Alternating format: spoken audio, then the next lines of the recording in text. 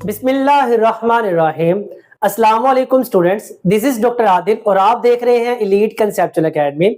जैसे कि आप सबको मालूम है कि हम लोगों ने क्लास 9 बायोलॉजी स्टार्ट की है अकॉर्डिंग टू न्यू सिलेबस और हम लोगों ने चैप्टर नंबर 3 का आगाज किया हुआ था जिसका नाम था द सेल, यानी कि इसके अंदर हम लोग सेल को पढ़ेंगे, सेल के अंदर ऑर्गेनेल्स को पढ़ेंगे, कुछ स्पेशलाइज्ड सेल्स को पढ़ेंगे। तो हम लोग आज के टॉपिक का आगाज करते हैं जिसके अंदर हम लोग सेल के अंदर मौजूद चंद ऑर्गेनेल्स का जिक्र करेंगे। एक हमारे पास होगा साइटोस्केलेटन, एक हमारे पास हो गए राइबोसोम्स और थर्ड नंबर पे हम लोग बात करेंगे एंडोप्लाज्मिक रेटिकुलम की। तो आइए बढ़ते हैं व्हाइट बोर्ड की जानिब और आगाज करते हैं अपने आज के लेक्चर का। तो क्लास आज का हमारा टॉपिक है साइटोस्केलेटन। अगर मैं साइटो की बात करूं तो साइटो का वर्ड आगे पास रिप्रेजेंट कर रहा होता है सेल को। स्केलेटन स्केलेटन हम लोग कह रहे होते हैं ढांचे को, जैसे आगे पास किसी भी इंसान की बॉडी का ढांचा क्या होता है, उसकी हड्डियां होती है जो सपोर्ट कर रही होती है। तो साइटोस्केलेटन ऐसा आगे पास नेटवर्क होते हैं, फिलामेंट्स होते हैं, ट्यूब्स होती है जो क्या करती है, किसी भी सेल को सपोर्ट कर रही होती है। तो what is the cytoskeleton? Cytoskeleton is the network of the thin tubes filaments through out the cytoplasm. अगर हमारे पास कोई भी सेल हो, हम लोग ड्रा कर लेते हैं किसी भी सेल को। दिस इज द आगे पास सेल।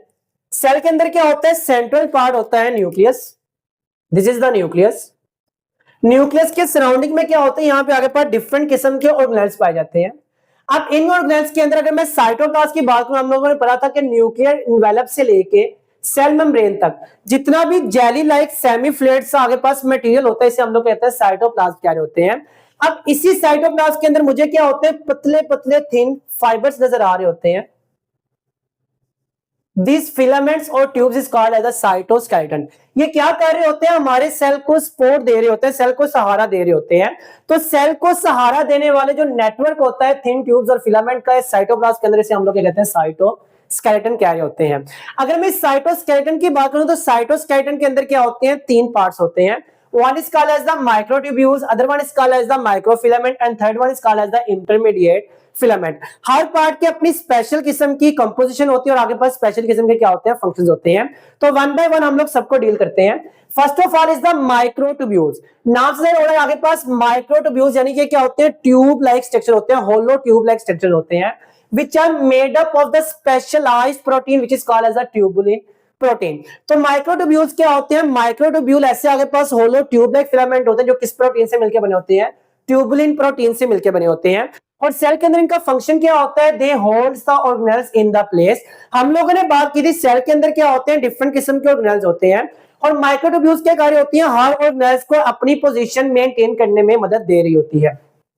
दूसरे इसका फंक्शन होता है मेंटेन द सेल शेप। हर एक सेल के आगे पास पर्टिकुलर शेप होती है, आप लोग आगे जाके पढ़ोगे, जैसे कि मसल सेल होते हैं वो रोड लाइक होते हैं, कुछ आगे पास फिलामेंट की तरह होते हैं, डिफरेंट आगे पास शेप्स होती हैं। अब जैसे आरबीसी के बारे में बहुत मशहूर एग्जांपल होते हैं, वो बाइकनकेव शेप होती है। तो जितने भी आगे पास सेल्स होते हैं उनकी शेप को मेंटेन करने आगे पास कौन मदद दे रहा होता है, माइक्रोट्यूब्यूल्स मदद दे रहे होते हैं। थर्ड नंबर पे कहा जाता है it is the tracks for the organelles. Organelles जब सेल के अंदर मूव कर रहे होते हैं साइटोप्लाज्म के अंदर, तो जो ट्रैक्स दिए जाते हैं, जो रास्ते दिए जाते हैं, वो भी कौन प्रोवाइड कर रहा होता है, माइक्रोट्यूब्यूल्स ही प्रोवाइड कर रहा होता है। फोर्थ नंबर पे कह रहा होता है make mitotic spindle flagella and the cilia. Microtubules क्या करता है, जब सेल डिवीजन होती है, सेल डिवीजन एक ऐसा प्रोसेस जिसके अंदर सेल अपनी तादाद में इजाफा कर रहा होता है। एक सेल दो से चार, चार से आठ, यानी कि तादाद में इजाफा कर रहा होता है। This is called as cell division. अब सेल डिवीजन के दौरान क्या होता है, एक आगे पास अपरेटस बनता है which is called as the mitotic apparatus. इसमें क्या होते हैं, कुछ आगे पास स्पिंडल फाइबर्स निकलते जो क्रोमोसोम्स को आगे पास सेपरेट कर रहे होते हैं। वो जितने भी स्पिंडल फाइबर्स बना रहे होते हैं वो कौन बना रहे होते हैं, माइक्रोट्यूब्यूल्स बना रहे होते हैं। तो माइक्रोट्यूब्यूल्स में आगे पास, तो सेकंड पार्ट है हमारा माइक्रोफिलामेंट। अगर मैं माइक्रोफिलामेंट की बात करूं तो माइक्रोफिलामेंट क्या होते हैं, these are the finer than the microtubules. अगर मैं इसके साइज या डायमीटर की बात करूं तो डायमीटर के लिहाज से कहा जाता है कि जो माइक्रोफिलामेंट है ये माइक्रोट्यूब्यूल की निस्बत क्या होते हैं, थिन होते हैं, फाइन होते हैं। अगर मैं कंपोजिशन की बात करूं तो microfilament are made up of the contractile protein mainly actin. Contractile protein ऐसी प्रोटीन्स होती है जिनके अंदर एबिलिटी होती है वो क्या कर सके, कॉन्ट्रैक्शन शो कर सके। तो कॉन्ट्रैक्ट करने वाली प्रोटीन से मिलकर बनता है फॉर एग्जांपल एक्टिन, यानी कि मेनली तौर पे इसमें क्या होती है, एक्टिन प्रोटीन होती है जो क्या करती है, फिलामेंट्स को कॉन्ट्रैक्शन के अंदर रोल प्ले कर रही होती है। तो this microfilament made up of the specialised contractile protein mainly actin. अगर मैं फंक्शन के लिहाज से बात करूं, इनका फंक्शन क्या होता है, this help in the cell movement. ये क्या करते हैं, सेल के अंदर जितनी मूवमेंट हो रही होती है सेल मूवमेंट के अंदर अपना रोल प्ले करते हैं। For example crawling movement of the डब्ल्यूबीसीज। डब्ल्यूबीसीज हम लोग क्या होते हैं, व्हाइट ब्लड सेल्स को। हमारे सेल के अंदर आगे पास आरबीसीज होते हैं, red blood cells, white blood cells होते हैं। अब व्हाइट ब्लड सेल्स की जो मूवमेंट होती है इसे आप लोग क्रॉलिंग मूवमेंट भी कहते हो, स्क्वीजिंग मूवमेंट भी कह रहे होते हो। अब जो क्रॉलिंग मूवमेंट होती है डब्ल्यूबीसीज की ब्लड के अंदर आगे पास किसकी मदद से हो रही होती है, माइक्रो फिलामेंट की मदद से हो रही होती है। इसके अलावा ये क्या करते हैं, मसल सेल्स के अंदर कंट्रैक्शन करवाने के लिए अंदर रोल प्ले कार्य होते हैं। अब हमें पता है कोई भी मसल होता है, मसल का फंक्शन क्या होता है, कंट्रैक्ट करना ताकि हमारी बोन्स को मूव करवा के मूवमेंट को परफॉर्म करवाया जाए। अब जितने भी मसल सेल्स होते हैं उनके अंदर जो एक्टिन से मिलकर बने हुए प्रॉपर एक्टिन फिलामेंट होते हैं, और ये एक्टिन फिलामेंट क्या करते हैं, मसल्स को पूरे के पूरे मसल या मसल सेल्स को कंट्रैक्ट करने की आगे पास एबिलिटी दे रहे होते हैं। तो इनका फंक्शन क्या होता है, ये मूवमेंट करवा रहे होते हैं किसी भी सेल की आगे पास मसल सेल के अंदर कंट्रैक्शन को शो करवा रहे होते हैं। अगर मैं इसके थर्ड पार्ट की बात करूं, थर्ड पार्ट के अंदर आया था is the intermediate filament. Intermediate का मतलब होता है आगे पास दरमियान वाला, यानी कि आगे पास माइक्रोट्यूब्यूल और माइक्रोफिलामेंट के दरमियाना इसका क्या होता है, डायमीटर होता है।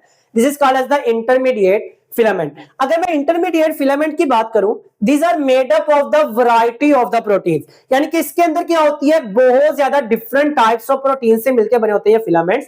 लेकिन इनके अंदर मेनली तौर पे क्या होती है, दो टाइप की प्रोटीन होती है, one is called as the keratin protein, other one is called as the vimentin protein. तो आगे पास केराटिन प्रोटीन के अंदर मेनली होते हैं, this filament is called as the intermediate filament. अगर मैं इनके आगे पास फंक्शन की बात करूं तो फंक्शन क्या होता है, इट एंड कोर, यानी कि आगे पास जोड़ के रखता है किसको, न्यूक्लियस को and other organelles in the cytoplasm. ये क्या करता है, डिफरेंट ऑर्गेनेल्स को, न्यूक्लियस को एक जगह पे यानी कि उनकी जगह पे आगे पास टिके रहने के लिए मदद दे रहा होता है। जैसे अभी हम लोगों ने बात की माइक्रोट्यूब्यूल्स के करते हैं hold organelles in the place, तो इन्हीं के साथ मिलके आगे पास फंक्शन परफॉर्म कर रहा होता है कौन, इंटरमीडिएट फिलामेंट। और साथ ही करते हैं cell to cell junction. Cell to cell junction क्या होता है कि एक सेल दूसरे सेल के साथ क्या करता है, आगे पास जंक्शन बना रहा होता है, अपना राब्ता बना रहा होता है, और वो जो जंक्शन बना रहा होता है उस जंक्शन के अंदर कौन रोल प्ले कर रहा होता है, ये इंटरमीडिएट फिलामेंट रोल प्ले कार्य होते हैं। तो आप लोगों ने देखा होगा दीज आर द फिलामेंट, यानी कि ट्यूब लाइक फिलामेंट आगे पास स्ट्रक्चर्स होते हैं, और ये क्या कार्य होते हैं, सेल को सपोर्ट कार्य होते हैं। This network is called the cytoskeleton, जिसके तीन पार्ट्स हम लोगों ने तीनों को आगे पास वन बाय वन डील कर चुके हैं। आइए हम लोग अपने अगले ऑर्गेनेल की जानिब जाते हैं, which is called as the ribosome. तो अगर मैं राइबोसोम की बात करूं, राइबोसोम्स क्या होते हैं, these are the tiny granular structures. Granular हम लोग कह रहे होते हैं दानेदार स्ट्रक्चर्स को। आप लोग इसके जब माइक्रोस्कोप के अंदर देखते हो तो माइक्रोस्कोप के अंदर आप जब भी सेल देखते हो, सेल के साइटोप्लाज्म के अंदर आपको क्या नजर आता है, कुछ दाने लाइक स्ट्रक्चर, यानी कि आगे पास ग्रैनुलर स्ट्रक्चर्स नजर आ रहे होते हैं, कुछ दानेदार स्ट्रक्चर नजर आ रहे होते हैं। This granular structure is called as the ribosomes. अगर मैं राइबोसोम्स की बात करूं तो राइबोसोम दो यूनिट से मिलकर बना होता है। One is called as a smaller subunit, this is the smaller subunit, and other one is called as the larger subunit. So this is the larger, this is the smaller subunit. तो this is the आगे पास ribosome. Ribosome क्या होता है, दो सब unit से मिलकर बना होता है, एक क्या होता है इसका स्मॉलर सब यूनिट होता है, एक क्या होता है इसका लार्जर सब यूनिट होता है।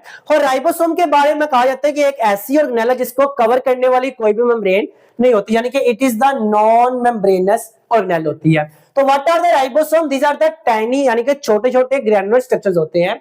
इनका फंक्शन क्या होता है, these are the site of the protein synthesis। हम लोगों ने पढ़ा हुआ है सेल के लिए आगे पास प्रोटीन बहुत ज्यादा इंपॉर्टेंट होती है, प्राइम फंक्शन रखती है, और ये सेल के अंदर ही आगे पास बनती है। अब सेल के अंदर वो वाले ऑर्गेनेल्स आगे पास जो प्रोटीन बना रहे होते हैं वो कौन से होते हैं, राइबोसोम्स होते हैं। तो राइबोसोम का फंक्शन क्या होती है, प्रोटीन को बनाने में मदद दे रहे होते हैं, यानी कि प्रोटीन सिंथेसिस के लिए आगे पास जगह प्रोवाइड करते हैं। इनके लोकेशन की अगर मैं बात करता हूं, लोकेशन मुझे राइबोसोम दो जगह मिलती है। एक तो ये फ्रीली साइटोप्लाज्म के अंदर मूव कर रहे होते हैं, यानी कि साइटोप्लाज्म के अंदर डिस्पर्स हुए होते हैं। दूसरा क्या होता है, एक स्पेशल किस्म की ऑर्गेनेल होती है हमारे साइटोप्लाज्म के अंदर, which is called as the endoplasmic reticulum. Endoplasmic reticulum की एक टाइप होती है रफ एंडोप्लाज्मिक रेटिकुलम, जो कि हम लोग आगे जाके पढ़ेंगे, जिसे हम लोग RER भी कहते हैं। तो ये रफ एंडोप्लाज्मिक रेटिकुलम के साथ भी अटैच होते हैं। तो राइबोसोम दो जगह मुझे मिलते हैं, या तो साइटोप्लाज्म के अंदर फ्रीली मूव कर रहे होंगे, या तो ये क्या होते हैं रफ एंडोप्लाज्मिक रेटिकुलम के साथ अटैच फॉर्म के अंदर मुझे मिलते हैं। अगर मैं इसके कंपोजिशन की बात करूं तो राइबोसोम दो चीजों से मिलकर बनता है, one is called as the protein, other one is the RNA। और RNA की भी स्पेशल किस्म की टाइप होती है which is called as the ribosomal RNA। और अगर मैं एक यूकैरियोटिक सेल की बात करूं तो यूकैरियोटिक सेल के अंदर तकरीबन equal amount of protein and equal amount of क्या होती है, राइबोसोमल RNA होती है। सर इक्वल अमाउंट का मतलब है यानी कि 50% ही क्या होगा इसके अंदर प्रोटीन होगी और 50% ही क्या होगा इसके अंदर राइबोसोमल आरएनए होगा। तो हमारे पास कंपोजिशन के लिहाज से equal amount of protein and equal amount of the ribosomal RNA, यानी कि ऑलमोस्ट 50% क्या होती है प्रोटीन होती है, 50% क्या होता है राइबोसोमल आरएनए से मिलकर बनता है राइबोसोम। अगर मैं राइबोसोम के बारे में बात करूं, अभी हम लोगों ने भाई these are the non membranous organelle, इसमें आगे पास कवर करने वाली कोई भी मेम्ब्रेन नहीं होती। जब हम लोगों ने प्रोकैरियोटिक और यूकैरियोटिक सेल का जिक्र किया था, तो हम लोगों ने ये बात भी की थी कि जो यूकैरियोटिक सेल होते हैं इसके अंदर हर तरह की ऑर्गेनेल पाई जाती है, मेम्ब्रेनस ऑर्गेनेल्स भी पाई जाती है और आगे पास नॉन मेम्ब्रेनस ऑर्गेनेल्स भी पाई जाती है। लेकिन अगर मैं प्रोकैरियोटिक सेल की बात करूं तो प्रोकैरियोटिक सेल के अंदर याद रखना किसी किस्म की कोई भी मेम्ब्रेनस ऑर्गेनेल नहीं पाई जाती, उसके अंदर सिर्फ और सिर्फ क्या होती है नॉन मेम्ब्रेनस ऑर्गेनेल्स ही पाई जाती है। अब चूंकि राइबोसोम क्या होते हैं, it is the non membranes organelles, इसको मेम्ब्रेन नहीं होती, तो लिहाजा ये यूकैरियोटिक सेल के अंदर ही पाई जाती है और प्रोकैरियोटिक सेल के अंदर भी पाई जाती है। तो ribosomes are the non membranous, so also found in the eukaryotic cell, लेकिन साइज के लिहाज से डिफरेंट होता है। याद रखना जो यूकैरियोटिक सेल के राइबोसोम्स होते हैं उनका साइज क्या होता है, थोड़ा सा ज्यादा होता है as compare to the prokaryotic ribosome. अब हमारे पास जो यूकैरियोटिक राइबोसोम होते हैं इसका साइज होता है 80s, और जो प्रोकैरियोटिक राइबोसोम होते हैं इसका साइज क्या होता है 70s। एस क्या होता है, एक सेडिमेंट्री स्पेशल किस्म का यूनिट होता है अल्ट्रा सेंट्रीफ्यूगेशन के अंदर, आप लोग आगे जाके इसको स्टडी करोगे। तो यूकैरियोटिक राइबोसोम का साइज क्या होता है, थोड़ा सा स्लाइटली लार्जर होता है as compare to prokaryotic ribosomes. अगर मैं आगे पास इसकी वर्किंग के बारे में बात करूं तो वर्किंग के बारे में कहा जाता है कि हमारे पास जितने भी कंट्रोल सेंटर होता है वो क्या होता है न्यूक्लियस। अब न्यूक्लियस से मैसेज आता है जब प्रोटीन बननी होती है और मैसेज इस फॉर्म के अंदर आ होता है, this is called as a messenger RNA. अब मैसेंजर आरएनए मैसेज लेके आ रहा होता है कि किस अमीनो एसिड ने कैसे मिलके आगे पास प्रोटीन बनानी होती है। अब वो जो मैसेंजर आरएनए आ रहा होता है उसको रीड करना होता है राइबोसोम ने और अमीनो एसिड्स को मिला के बनानी होती है, प्रोटीन बनानी होती है। तो फॉर एग्जांपल हम लोग एक रफली सी डायग्राम बना लेते हैं यहां पर। तो दिस इज द आगे पास मैकेनिज्म के हमारे पास ये क्या है, मैसेंजर आरएनए आ चुका है। मैसेंजर आरएनए से क्या बनानी है हम लोगों ने, प्रोटीन बनानी है। अब हमारे साइटोप्लाज्म के अंदर क्या पड़े होते हैं, राइबोसोम्स पड़े होते हैं। अब राइबोसोम्स के दो यूनिट होते हैं, एक स्मॉलर सब यूनिट होता है दिस इज द, और एक होता है लार्जर सब यूनिट। याद रखना जब ये आगे पास कोई भी फंक्शन परफॉर्म नहीं कर रहे होते तो दोनों के दोनों सब यूनिट क्या होते हैं, एक दूसरे से सेपरेट फॉर्म के अंदर होते हैं, आगे पास इकट्ठे नहीं होते। लेकिन जब इन्होंने काम करना होता है क्या करते हैं, मैसेंजर आरएनए के साथ आके अटैच होते हैं। सबसे पहले स्मॉलर सब यूनिट आके अटैच होता है यो, उसके बाद लार्जर सब यूनिट आगे हो आपके पास अटैच होता है, और यहां पे अटैच हो गए क्या कर रहे होते हैं, आगे प्रोटीन की सिंथेसिस कर रहे होते हैं। तो होता कि अगर मैं इसकी वर्किंग के यानी कि मैकेनिज्म के लिहाज से बात करूं तो मैसेंजर आरएनए आता है मैसेज लेके न्यूक्लियस से, राइबोसोम्स के दोनों सब यूनिट सेपरेट फॉर्म के अंदर होते हैं जब ये वर्किंग नहीं कर रहे होते। लेकिन जब इन्होंने प्रोटीन की सिंथेसिस करनी होती है दोनों क्या करते हैं, एक दूसरे के साथ मिलते हैं by the help of the messenger RNA and the magnesium ion. और जब यानी कि जब ये वर्क कर रहे होते हैं ड्यूरिंग वर्किंग, तो वर्किंग के दौरान ये क्या करते हैं, बोथ सब यूनिट्स यूनाइट हो जाते हैं, मिलके काम करते हैं। और आफ्टर वर्किंग यानी कि जब इनका काम खत्म हो जाता है दोबारा से क्या करते हैं, आगे पास सेपरेट होकर साइटोप्लाज्म के अंदर मौजूद होते हैं। तो this is all about the ribosomes. आइए हम लोग अपने थर्ड ऑर्गेनेल्स की बात करते हैं which is called as the endoplasmic reticulum, जिसको शॉर्ट फॉर्म के अंदर हम लोग ईआर भी लिख रहे होते हैं। ई से एंडोप्लाज्मिक, आर से रेटिकुलम। तो रेटिकुलम के बारे में याद रखना, जहां पे वर्ड आएगा रेटिकुलम, रेटिकुलम का मतलब होता है नेटवर्क यानी कि एक जाल होता है। तो what is the endoplasmic reticulum, endo का मतलब होता है इनसाइड, प्लाज्मा यानी कि आगे पास फ्लूइड यानी कि साइटोप्लाज्म की बात कर रहा है।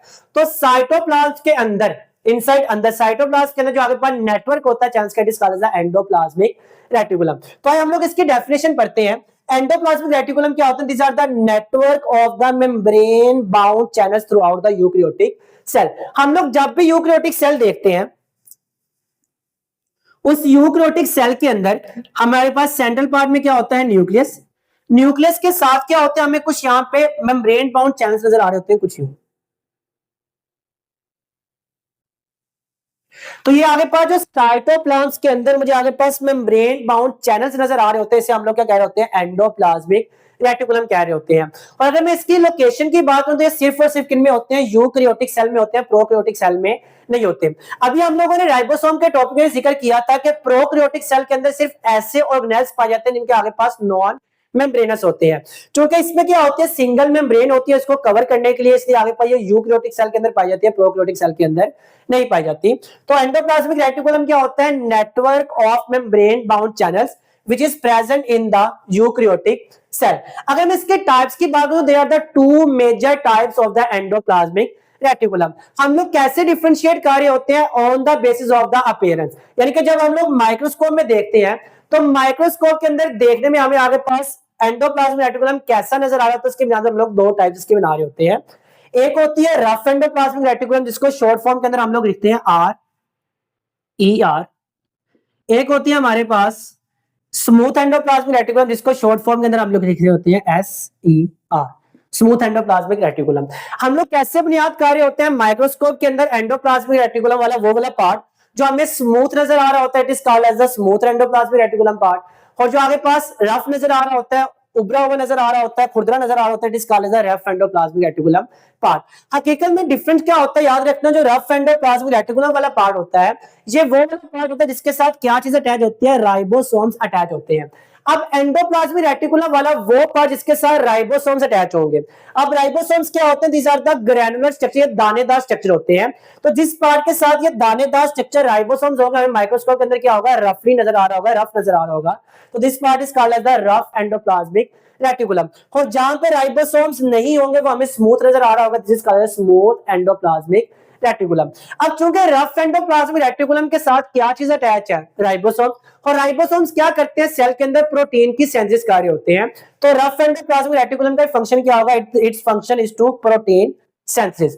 और अगर मैं स्मूथ एंडोप्लाज्मिक रेटिकुलम की बात करूं तो smooth endoplasmic reticulum it lacks ribosome. इसमें क्या होता है? राइबोसोम नहीं होते, हमें स्मूथ नजर आता है। तो इसके फंक्शन की बात करूं, there are the many function of the smooth endoplasmic reticulum. पहला फंक्शन क्या है? This is the lipid metabolism. ये क्या करता है? लिपिड की मेटाबॉलिज्म कर रहा होता है। जो हम लोग डाइट लेते हैं, डाइट के अंदर तीन मेजर आगे पास हमारे मटेरियल्स होते हैं। एक हमारे पास मिनरल्स होता है, प्रोटीन, एक न्यूट्रिएंट होता है हमारे पास लिपिड, एक होता है हमारे पास कार्बोहाइड्रेट। जो हमारे पास लिपिड होती है उसकी मेटाबॉलिज्म कर रहा होता है कौन? स्मूथ एंडोप्लाज्मिक रेटिकुलम सेल के अंदर। इसके अलावा क्या करता है? डिटॉक्सिफिकेशन कर रहा होता है। ऐसा कोई भी आगे पास केमिकल जो टॉक्सिक होता है, अगर वो सेल के अंदर आ जाए तो सेल के अंदर टॉक्सिक मटेरियल की जहरीलेपन को खत्म करने, यानी कि उसको आगे पास इनटॉक्सिक बनाने के प्रोसेस को आप लोग कहते हो डिटॉक्सिफिकेशन कह रहे होते हो। तो स्मूथ एंडोप्लाज्मिक रेटिकुलम क्या करता है? सेल के अंदर डिटॉक्सिफिकेशन कर रहा होता है। And it also transport the material from one part of cell to the another part of the cell, यानी कि एक सेल के एक पार्ट से दूसरे पार्ट तक जितनी भी चीजों ने ट्रांसपोर्ट होना होता है वो कौन करवा रहा होता है? स्मूथ एंडोप्लाज्मिक रेटिकुलम करवा रहा होता है। और मसल सेल्स के अंदर जो स्मूथ एंडोप्लाज्मिक रेटिकुलम होता है, इसके एक स्पेशल किस्म का नाम होता है मसल सेल के अंदर, which is called as sarcoplasmic reticulum. अब ये सार्कोप्लाज्मिक रेटिकुलम की फॉर्म में क्या करवाता है? कैल्शियम को स्टोर करवा के कंट्रैक्शन के अंदर रोल प्ले कर रहा होता है। यानी कि मसल सेल के अंदर स्मूथ एंडोप्लाज्मिक रेटिकुलम कंट्रैक्शन के अंदर अपना रोल प्ले कर रहा होता है। तो this is our today topic, जिसके अंदर हम लोगों ने टीच किया है साइटोस्केलेटन को, राइबोसोम्स को और एंडोप्लाज्मिक रेटिकुलम को। उम्मीद है आज के टॉपिक के अंदर आपको किसी किस्म का कोई मसला नहीं होगा। मिलते हैं अगले लेक्चर में अगली वीडियो के साथ, तब तक के लिए अल्लाह।